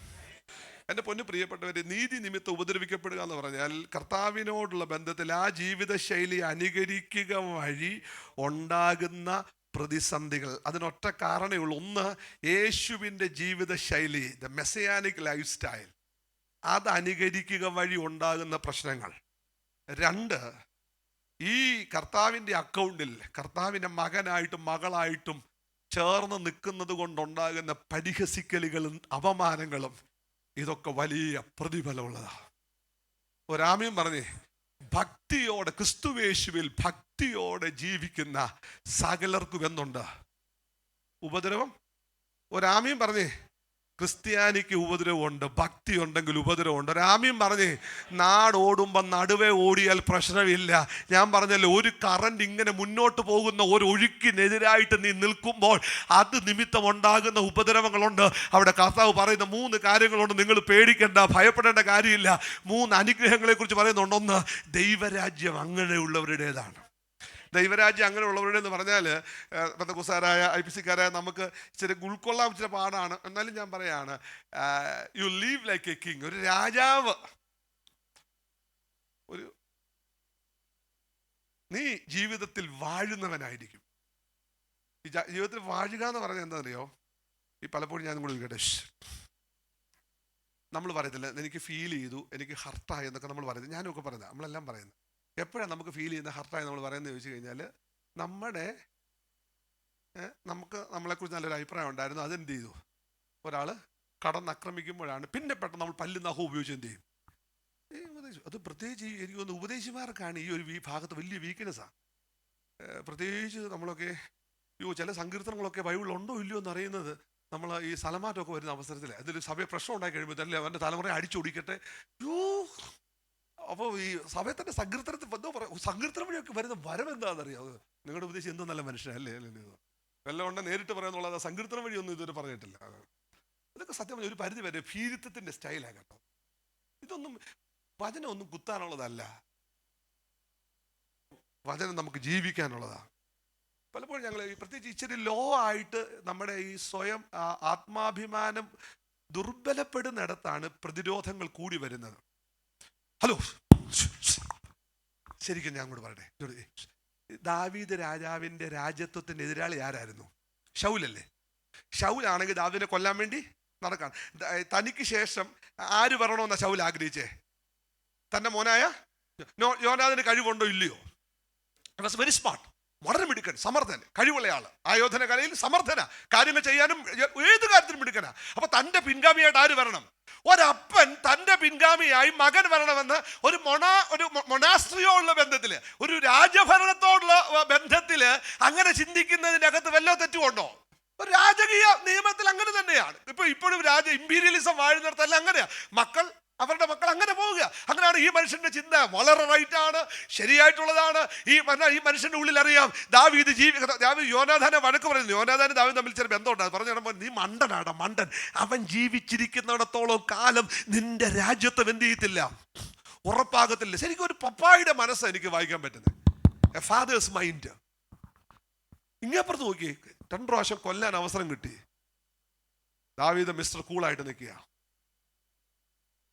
കൊല്ലുന്നില്ല. കാര്യം എന്നാന്നറിയോ? ദാവീദിനറിയാം എൻ്റെ അപ്പൻ ഈശായി രാജാവായതുകൊണ്ടല്ല എനിക്ക് ഈ സിംഹാസനം വന്നത്. എൻ്റെ വീട്ടിൽ ഞാൻ മിടുക്കനായതുകൊണ്ടല്ല ഈ തൈലം എൻ്റെ മേൽ വീണത്. മുഖം നോക്കാതെ പൊക്കം നോക്കാതെ എന്നെ തെരഞ്ഞെടുത്ത ഒരു ദൈവമുണ്ട്. ഞാൻ ചോദിക്കട്ടെ, ലോകത്തിൽ ആരും നിന്നെ താഴ്ത്തി കെട്ടട്ടെ എന്ന നിന്നെ ശരിക്ക് ഗ്രഹിച്ച ഒരുവനില്ലേ? യേശു. ഹല്ലേലൂയ. എത്ര പേർക്കൊരാമേൻ പറയാൻ പറ്റും? എന്നെ നീ ദൈവം നമ്മെ തെരഞ്ഞെടുത്തില്ലേ? ലോകസ്ഥാപനത്തിന് മുൻപ് അവൻ നമ്മെ കണ്ട ദൈവകൃപയ്ക്ക് ആ കൈയൊന്ന് ഉയർത്തിപ്പിടിച്ച് നന്ദിയോടെ സ്തോത്രം ചെയ്യട്ടെ. എത്ര ഇന്റർവ്യൂവിൽ നീ തോറ്റുപോയി കാണും. എന്നാൽ നിത്യതയ്ക്ക് വേണ്ടി തെരഞ്ഞെടുക്കപ്പെട്ടവരുടെ കൂട്ടത്തിൽ ദൈവം നമ്മെ ആക്കിയെങ്കിൽ ആ കൈയൊന്ന് ഉയർത്തി ഒന്ന് സ്തോത്രം പറഞ്ഞാട്ട്. ദാവീദിന് ഏറ്റവും വലിയ ഏറ്റവും ശ്രേഷ്ഠത എന്ന് പറഞ്ഞാൽ he acted like a king. He came in, ഈ ഗുഹയ്ക്കകത്ത് he acted like a king. ഒരു സ്തോത്രം പറഞ്ഞേ. അടിവേരുമാന്തി തന്ത്രത്തിലൂടെ നേടിയെടുക്കുന്ന ഒരു ഡൈനാസ്റ്റിയുടെ ഭാഗമാകാനായിട്ടല്ല എൻ്റെ ദൈവം തിരഞ്ഞെടുത്തു തരുന്നത് മതി. അതുകൊണ്ട് ആ മനുഷ്യനെ നോക്കി നാഥാൻ പ്രവാചകൻ പറഞ്ഞത്, ഈ വിളക്ക് കെട്ടുപോകാൻ ഞാൻ സമ്മതിക്കത്തില്ല. നിന്റെ പിന്തുടർച്ചക്കാരനായിട്ട് വരുന്നുണ്ട് ഒരു മിശിഹ. ആധിപത്യം തോളിലുള്ള ഒരുവൻ വരുന്നുണ്ട്. അവനെ അയക്കുന്നത് നിന്റെ പിൻഗാമിയായിട്ട്. ഇന്ന് പകൽ നന്ദിയോടെ ഒരു സ്തോത്രം പറഞ്ഞേ. ചില ഇടത്തൊക്കെ നീ തലകുനിഞ്ഞ് തോറ്റവനെ പോലെ നിന്നാലും നിന്നെ ജയിപ്പിച്ച് നടത്തുന്ന ദൈവകൃപയ്ക്കായിട്ട് ആ കൈയൊന്ന് ഉയർത്തിപ്പിടിച്ച് ദൈവത്തിനൊന്ന് സ്തോത്രം പറയാമോ? എന്ന് പകൽ ദൈവാത്മാവ് തരുന്നൊരു വെളിപ്പാട് ഞാൻ വിളിച്ചു പറയുക. ഔദ്യോഗിക മണ്ഡലങ്ങൾ നീ മാറ്റി നിർത്തപ്പെടുമ്പോ ഇന്ന് പകൽ നീ മൗനമായിട്ട് നിന്നോണം. തക്ക സമയത്ത് ഉയർത്തുന്ന ഒരു ദൈവ സാന്നിധ്യമുണ്ട്. നിന്റെ ആയുസ് കൊണ്ട് തീരുന്ന ഒരു ദൈവ പ്രവൃത്തിയല്ല നീയുമായിട്ട് ദൈവത്തിനുള്ളത്. നിന്റെ തലമുറകളിലൂടെ വെളിപ്പെട്ടു വരുന്ന ദൈവനീതിയുടെ ശക്തിയുണ്ട്. ഇന്ന് പകൽ ഇതിന്റെ അകത്ത് ആ ദൂത കയറി വിശ്വാസത്തോടെ ഏറ്റെടുക്കുക. നിന്റെ കണ്ണടക്കുന്നിടത്ത് നിന്റെ കുടുംബവുമായിട്ടുള്ള ബന്ധം അവസാനിക്കുകയല്ല. ഇന്ന് പകൽ തലമുറകളിലൂടെ വെളിപ്പെടുന്ന ദൈവത്തിന്റെ നീതി ഇതുപോലെ കൈയൊന്ന് ചേർത്തടിച്ച് ദൈവത്തെ സ്തുതിക്കുക. അവൻ തക്ക സമയത്ത് നിങ്ങളെ ഉയർത്തേണ്ടതിന് അവന്റെ ബലമുള്ള കൈ കീഴിൽ ചാടിരിക്കുക. Behave like a king. Hallelujah. ഈ ലൈഫിന്റെ ഏറ്റവും മനസ്സിടിഞ്ഞു പോയ ഒരു സമയമാണ്. നമ്മൾ പറഞ്ഞില്ലേ, ജീവിതം കയ്യിൽ നിന്നൊക്കെ പോകുന്ന ചില ഘട്ടങ്ങളുണ്ട്. അതിലൊരു ഘട്ടം ദാവീദിനുണ്ടായി. തൻ്റെ മോൻ തനിക്കെതിരെ തിരിച്ചു. നോർമലി നമ്മളൊക്കെ വല്ലാതെ ബലഹീനപ്പെട്ടു പോകുന്നേ നമ്മുടെ പിള്ളേര് നമ്മൾ ആഗ്രഹിക്കുന്ന വഴിയിൽ വരാതെ പോകുമ്പോഴാണ് നമ്മൾ ആരും തകർന്നു പോകും. ഈ ദേവദാസന്റെ മോന് കർത്താവിന്റെ വേലയ്ക്ക് വേണ്ടി ആ കുഞ്ഞിറങ്ങി. പാസ്റ്റർക്ക് എന്തോ ഒരു സന്തോഷം. അവൻ IAS IPS കിട്ടുന്നതിനേക്കാളും പാസ്റ്റർക്ക് സന്തോഷം. കാര്യം ഒരു വെളിപ്പാട്, ആ കാഴ്ചപ്പാടുള്ളതുകൊണ്ട്. എന്നാൽ പല ദേവദാസന്മാരെ സംബന്ധിച്ചിടത്തോളം പ്രാർത്ഥിക്കുന്നത് പാസ്റ്റർ ആയില്ലെങ്കിൽ ഒരു വിശ്വാസിയായിട്ടേലും കാണുന്നതെന്ന്. കാരണം നമുക്ക് കുഞ്ഞുങ്ങൾ നമുക്കെതിരായിട്ട് തീരുമ്പം വലിയ പാടാണ്. വളരെ വർണ്ണബിളായി പോകുന്ന, ബലഹീനപ്പെട്ടു പോകുന്ന, ദുർബലരായി പോകുന്നൊരു ഘട്ടമാണ്, കരഞ്ഞു പോകുന്നൊരു ഘട്ടമാണ്. സത്യം ദാവീദ് അങ്ങനെ ഒരു കരച്ചിലൂടെ കടന്നുപോയി. തൻ്റെ മോൻ ആരായി?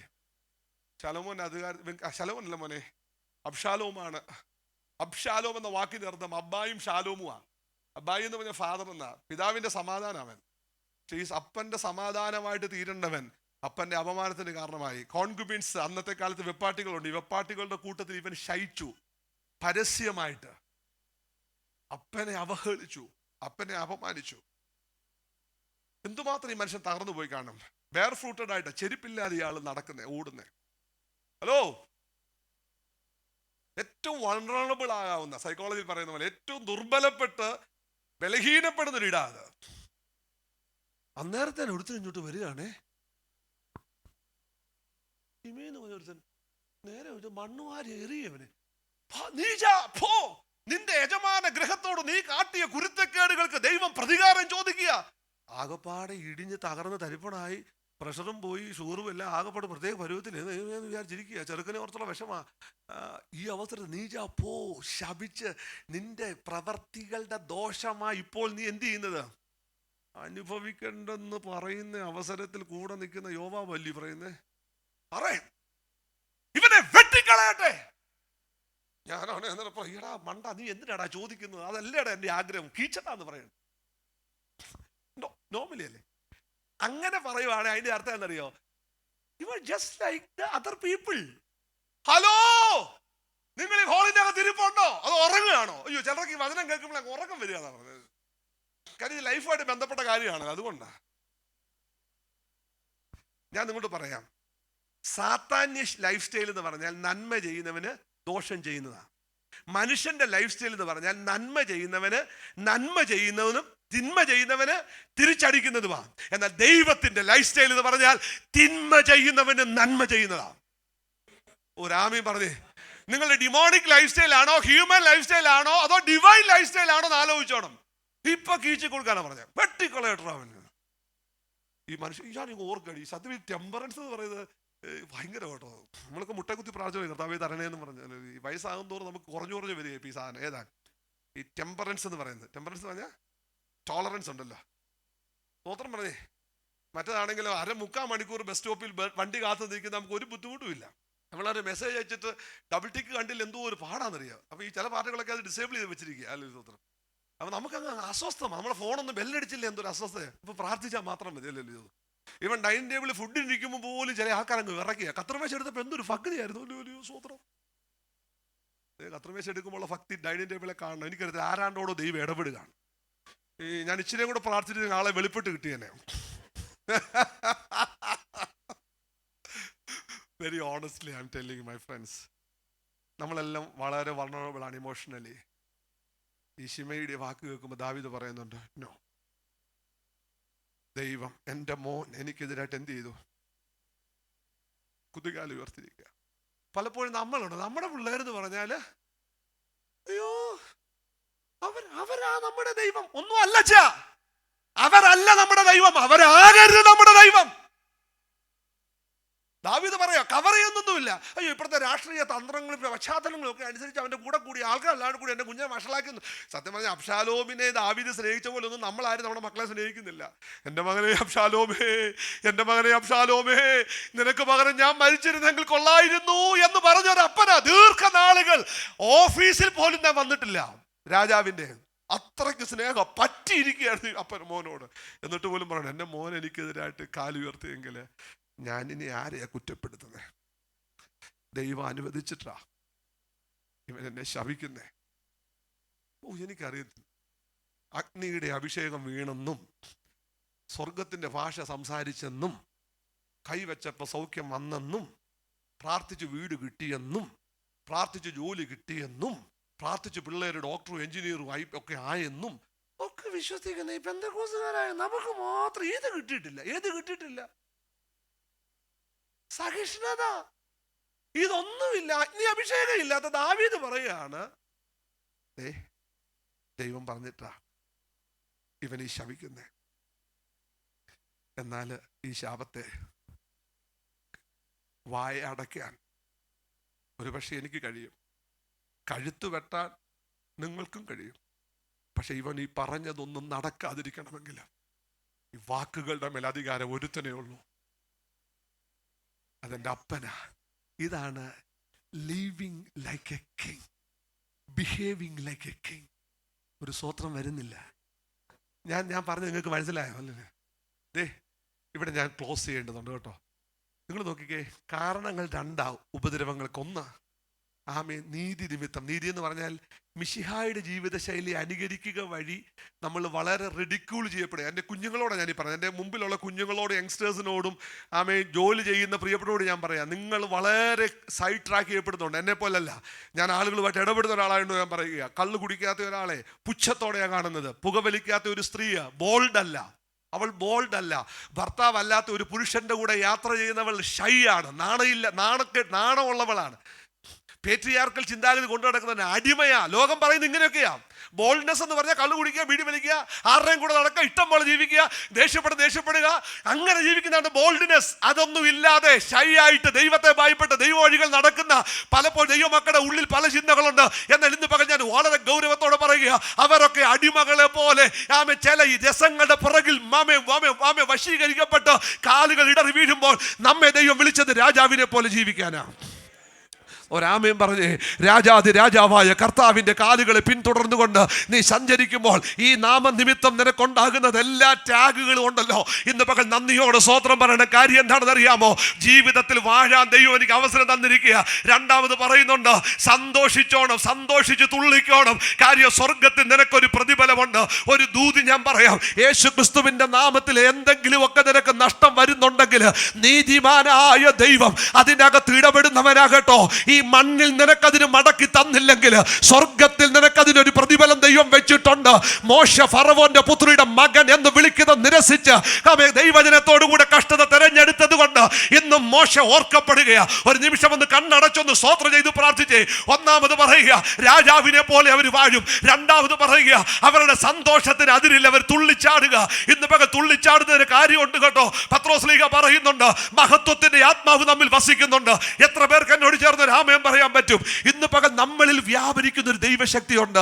എല്ലാ കണ്ണുകളും അടയ്ക്കുക. ഒരു നിമിഷം ഒന്ന് സ്തോത്രം ചെയ്താട്ട് നമ്മിൽ വ്യാപരിക്കുന്ന ഒരു പരിശുദ്ധാത്മാവിന്റെ ശക്തിയുണ്ട്. സങ്കടങ്ങളിലും ചിരിക്കാൻ, പ്രതികൂലങ്ങളിലും സന്തോഷത്തോടെ നിൽക്കാൻ, പ്രത്യാശ നഷ്ടപ്പെട്ടു പോകാതെ നിൽക്കാൻ നിന്നെ പ്രേരിപ്പിക്കുന്നത് പരിശുദ്ധാത്മാവിന്റെ സാന്നിധ്യമാണ്. എല്ലാ ദൈവമക്കളും ഒന്ന് കണ്ണടച്ച് ഒരു നിമിഷം ഒന്ന് പ്രാർത്ഥിച്ചേ. ഇതിന്റെ അകത്ത് ഹല്ലേലൂയ ഒരാത്മാവിന്റെ സാന്നിധ്യം ഞാൻ അനുഭവിക്കുന്നുണ്ട്. എന്നോട് ചേർന്ന് ഇന്ന് പകൽ ആ ഒരു അനുഭവത്തിലേക്ക് നീ കാലെടുത്ത് വെച്ചിട്ട് മടങ്ങാവൂ. കർത്താവിലുള്ള സന്തോഷമാണ് നമ്മുടെ ബലം. പരിശുദ്ധാത്മാവാണ് സന്തോഷദായകൻ. ഇന്ന് പകൽ അടിയേൽക്കുമ്പോൾ ചിരിക്കാൻ അപ്പോസ്തലന്മാർക്ക് കഴിഞ്ഞത് മഹത്വത്തിന്റെ ആത്മാവ് അകത്ത് വസിക്കുന്നത് കൊണ്ട്. ഇന്ന് പകൽ നീ സ്തോത്രം പറഞ്ഞു തുടങ്ങിക്കേ. ഈ ആലയത്തിന്റെ അകത്ത് ഒരാൾ പോലും വായടച്ചിരിക്കരുത്. ഇത് വളരെ ഗൗരവമുള്ള സമയങ്ങളാ. ഒരു ആത്മസാന്നിധ്യം ഇതിന്റെ അകത്ത് വെളിപ്പെട്ട് വരുന്നുണ്ട്. എല്ലാ ദൈവമക്കളും സ്തോത്രം പറഞ്ഞാട്ട് വിഷാദത്തോടെ നീ വന്നെങ്കിൽ ആനന്ദത്തോടെ നീ മടങ്ങണം. ആനന്ദത്തിന്റെ അഭിഷേകമാണ്, ദൈവാത്മാവിന്റെ അഭിഷേകം. Hallelujah. The anointing of happiness, anointing of joy. ഇത് രക്ഷയുടെ സന്തോഷമാ. ആമേൻ. ഹല്ലേലൂയ.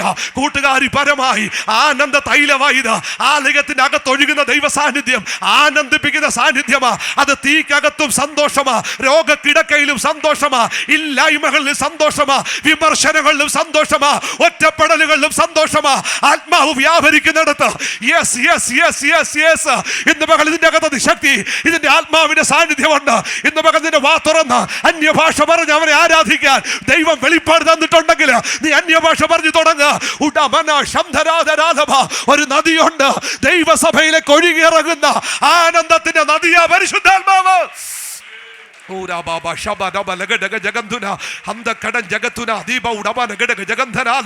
യേശുവിന്റെ നാമത്തിൽ പൈശാചിക ബന്ധനങ്ങളെ ശാസിക്കുന്നു, ശാപവാക്കുകളെ ശാസിക്കുന്നു, അതിനെ ഞങ്ങൾ ക്യാൻസൽ ചെയ്യുന്നു. പ്രതികൂലവും വിരോധവുമായി കൈയെഴുത്തുകളെ ശാസിക്കുന്നു. എല്ലാ ദൈവമക്കളും ഒരുമിച്ച് പ്രാർത്ഥിച്ചാട്ട് തലമുറകളെ പിടിച്ചുകൊണ്ടു പോകും എന്ന് പറയുന്ന കടക്കാരുടെ വാക്കിനെ ശാസിക്കുന്നു. Yes yes yes yes yes yes ഇന്ന് പകൽ എല്ലാ തരങ്ങളും ചലിക്കട്ടെ. ഒരു ദൈവ സാന്നിധ്യം നടുവിലുണ്ട്. We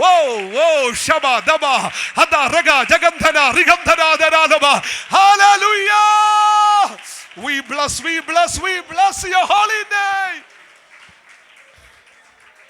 ഒരു നിമിഷം നമുക്ക് പ്രാർത്ഥിക്കാം. ദേ നോക്കിയേ, ഈ ജീവിതശൈലി, ഏത് ജീവിതശൈലി? പുതുനിയമം വചനം നൽകുന്ന, വചനം നമ്മുടെ ജീവിതത്തിൻ്റെ അവലംബമായിരിക്കുമ്പോൾ അതുളവാക്കുന്ന അസ്വസ്ഥതകളുണ്ട്. നീ ഭയപ്പെടരുത്. ശരിയായിട്ടുള്ളതിന് വേണ്ടി നിൽക്കുമ്പോൾ അനുഭവിക്കേണ്ടി വരുന്ന വേദനകളുണ്ട്. മൗനമായിട്ട് നിന്നോ. നീയാണ് വാഴുന്നവൻ. ഈ നാമനിമിത്തം പഴികളും ദുഷികളുമുണ്ട്. നീ സന്തോഷിച്ചോ. ഒരു വലിയ പ്രതിഫലം നിനക്ക് ദൈവസ്വർഗത്തിൽ വെച്ചിട്ടുണ്ട്. കഷ്ടതകളും വിമർശനങ്ങളും നമ്മളെ തളർത്തുന്നതല്ല, അതൊക്കെ നമ്മെ സ്ഫുടം ചെയ്ത് പുറത്തു കൊണ്ടുവരുന്നതാ. മറ്റൊരു കാര്യം കൂടെ കർത്താവ് 6-ാം അധ്യായത്തിൻ്റെ ഒടുവിലത്തെ വാക്യങ്ങൾ പറയുന്നുണ്ട്. ആമേൻ, ഹല്ലേലൂയ. സഹോദരങ്ങളെ മാത്രം നീ വന്ദനം ചൊല്ലിയാൽ എന്ത് വിശേഷതയാണ് ഉള്ളത്? നിന്നെ ഉപദ്രവിക്കുന്നവർക്ക് വേണ്ടി നീ പ്രാർത്ഥിക്കണം. ആമേൻ, അവർക്ക് വേണ്ടി. ആമേൻ, ഹല്ലേലൂയ. ആമേൻ, നല്ലവരുടെ മേലും ആകാത്തവരുടെ മേലും മഞ്ഞും മഴയും അയക്കുന്നവനായ ദൈവം. ആമേൻ, അവരുടെ മേൽ നന്മ കൊടുക്കേണ്ടതിന് ആമേൻ you have to release your love. നിന്റെ സ്നേഹം വെളിപ്പെടുത്താനുള്ള സമയമായിട്ട് നീ ഇതിനെ കാണണം. അങ്ങനെ ഉണ്ടെങ്കിൽ അത് അവരുടെ ജീവിതത്തിൽ മാറ്റത്തിന് കാരണമായിട്ട് വരും. ഇന്ന് പകൽ ദൈവമക്കളെ, ഉപദ്രവങ്ങളോടുള്ള നമ്മുടെ സമീപനമാണ് ഞാൻ ഈ പറയുന്നത്. ആമേൻ, ഉപദ്രവങ്ങളിൽ ആമേൻ ദൈവത്തിന് സ്തോത്രം. രാജാവിനെ പോലെ വികാരങ്ങൾക്ക് അടിമപ്പെടരുത്. വികാരങ്ങൾക്കൊക്കെ അപ്പുറത്ത് ഒരു നിയോഗം നിന്റെ മേലുണ്ടെന്നറിയണം. ഒരാമേൻ പറഞ്ഞ് സ്തോത്രം ചെയ്താട്ട് ഹല്ലേലൂയ. ആമേൻ, രാമേൻ, നിന്റെ മേലൊരു ആത്മാവിൻ്റെ അഭിഷേകത്തിൻ്റെ പുതപ്പ് വീണിട്ടുണ്ട്. ആമേൻ, നിന്റെ മേൽ ദൈവത്തിനൊരു നിയോഗമുണ്ട്. ആമേൻ, എനിക്കറിയത്തില്ല, ദൈവത്തിൻ്റെ ആത്മാവ് ശക്തമായി ഹേമിക്കുന്നത് കൊണ്ടാണ് ഞാൻ വിളിച്ചു പറയുന്നത്. ആമേൻ, നിന്നെക്കുറിച്ച് ദൈവത്തിൻ്റെ പദ്ധതികൾ വലുതാണ്, അത് ഉന്നതമാണ്. നിന്റെ തലമുറകളെക്കുറിച്ചുള്ള ദൈവത്തിൻ്റെ നിയോഗങ്ങൾ അത് ശ്രേഷ്ഠതയുള്ളതാ. അതിനെതിരായിട്ട് ഏത് ശക്തി വ്യാപരിച്ചാലും അത് നടക്കത്തില്ല. Yes yes. ഒരു ഹാമാൻ എഴുന്നേക്കട്ടെ. ആമേൻ, ഹാമാൻ കഴുകുമരം ഉണ്ടാക്കട്ടെ. നീ ഭയപ്പെടേണ്ട കാര്യമൊന്നുമില്ല. ഹാമാന്റെ കയ്യിലല്ല മൊർദെഖായിയെ നിന്റെ ഭാവി ഇരിക്കുന്നത്. നിന്റെ ഭാവി ഇവൻ രാജാവിൻ്റെ കയ്യിലല്ല, ഹാമാന്റെ കയ്യിലല്ല, രാജാതി രാജാവിൻ്റെ കയ്യിലാ. ഇന്ന് പക ദൈവാത്മാവിന്റെ ദൂത് പറയുക, നിനക്ക് അർഹതപ്പെട്ട സ്ഥാനക്കയറ്റം തരാതെ നിന്നെ മാറ്റി വെച്ചിട്ടുണ്ടെങ്കിൽ ഇന്ന് പകൽ ദൈവാത്മാവ് പറയുന്നത് നിന്റെ പേപ്പർ പരിശുദ്ധാത്മാവ് അത് പൊക്കിയെടുക്കാൻ പോവുക കേട്ടോ. മാറ്റി വെച്ചിടത്തു നിന്ന് അത് പൊക്കിക്കൊണ്ടുവന്ന് അത് യാഥാർത്ഥ്യമാക്കി മാറ്റുന്ന ദൈവകൃപയുടെ വ്യാപാരമുണ്ട്. അതിനെതിരായി പോരാടുന്ന പൈശാചിക പോരുകളെ, ജാതിക ശക്തികളെ, പാരമ്പര്യത്തിന് വെല്ലുവിളികളെ സ്വർഗത്തിലെ ഭൂമിക്ക് നാഥനായ യേശുവിന്റെ നാമത്തിൽ ഇന്ന് പകൽ ഞങ്ങൾ ശാസിക്കുക. ആരോഗ്യം, ശരീരത്തിന്റെ ബലം, ആമേ സാമൂഹ്യ സാമ്പത്തിക മേഖലകളിലെ അനുഗ്രഹങ്ങൾ, വിടുതലുകളെ ഇന്ന് പകൽ ഇതിന്റെ അകത്ത് റിലീസ് ചെയ്യുക.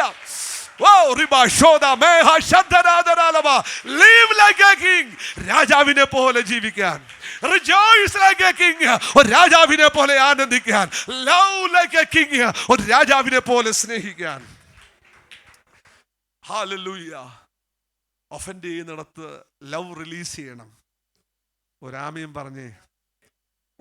പറഞ്ഞേ പരിശുദ്ധാത്മാവിന്റെ വെളിപ്പാട് ആ ദൂത് നീ ഏറ്റെടുക്കണം. Release your love, release your love. സ്നേഹം ഒഴുകട്ടെ. അത് നമ്മുടെ ജീവിതത്തിൽ, കുടുംബജീവിതത്തിൽ ഒഴുകട്ടെ, തലമുറകളിലേക്ക് അത് ഒഴുകട്ടെ, സഭാജീവിതത്തിൽ ഒഴുകട്ടെ, സാമൂഹ്യ മേഖല അത് ഒഴുകട്ടെ. അത് ഒഴുകുന്നിടത്ത് ദൈവമഹത്വം കാണാൻ പറ്റുന്നത്. പ്രിയ കർത്താവേ, ഈ ദിവസങ്ങളിൽ ഭാഗ്യവർണ്ണനകളുടെ കർത്താവേ വരികൾ വായിപ്പാനും ധ്യാനിപ്പാനും ഞങ്ങളെ സഹായിച്ചല്ലോ. കർത്താവേ, ഇതൊക്കെ വെറും വാക്കുകളായി, ആശയങ്ങളായി, അറിവുകളായി അവശേഷിക്കാതെ അതൊക്കെ ജീവിതത്തിൽ പരിവർത്തനത്തിനും വഴി തുറക്കേണ്ടതിന് ഞങ്ങൾ പ്രാർത്ഥിക്കുന്നു. കർത്താവേ, ദാസൻ കുതിരപ്പുറത്തും യജമാനൻ നഗ്നപാതനായി നടക്കുന്ന ആ ഒരു കാഴ്ച ശലോമോൻ കണ്ടല്ലോ. കർത്താവേ, അങ്ങനല്ലപ്പാ, രാജാക്കന്മാരെ പോലെ ജീവിക്കാൻ, വികാരങ്ങളുടെ മേൽ ആധിപത്യമുള്ളവരായി, ആമീൻ, ഹല്ലേലൂയ, ഭയപ്പാടുകളുടെ മേൽ വാഴുന്നവരായി, സ്നേഹത്തിൻ്റെ പ്രചാരകരായിട്ട് നിൽക്കാൻ ഞങ്ങൾ എല്ലാവരെയും സഹായിക്കണേ. പരിശുദ്ധാത്മാവേ, നീ അതിനായിട്ട് ഞങ്ങളെ ഒരുക്കുന്നത് കൊണ്ട് സ്തോത്രം. അവിടുത്തെ മേശ ഞങ്ങളുടെ മുമ്പിലുണ്ടല്ലോ. അപ്പോൾ ഞങ്ങളതിലേക്ക് കൈനീട്ടുക. അവിടെ ഞങ്ങളെ ബലപ്പെടുത്തണമേ. അപ്പോൾ ആ സ്നേഹത്തിൻ്റെ ഒരു ഉറവയാണല്ലോ ക്രൂശിൽ അങ്ങ് തുറന്നു തന്നത്. ആ ഉറവയിൽ നിന്ന് പാനം ചെയ്യാൻ നീ ഞങ്ങളെ സഹായിച്ചല്ലോ കർത്താവേ. ആ സ്നേഹം ഞങ്ങളിൽ നിന്ന് ഒഴുകാനിടയാക്കണമേ. പ്രാർത്ഥന കേട്ടിരിക്കുക. സ്തോത്രം. യേശു ക്രിസ്തുവിൻ്റെ നാമത്തിൽ തന്നെ. ആമേൻ.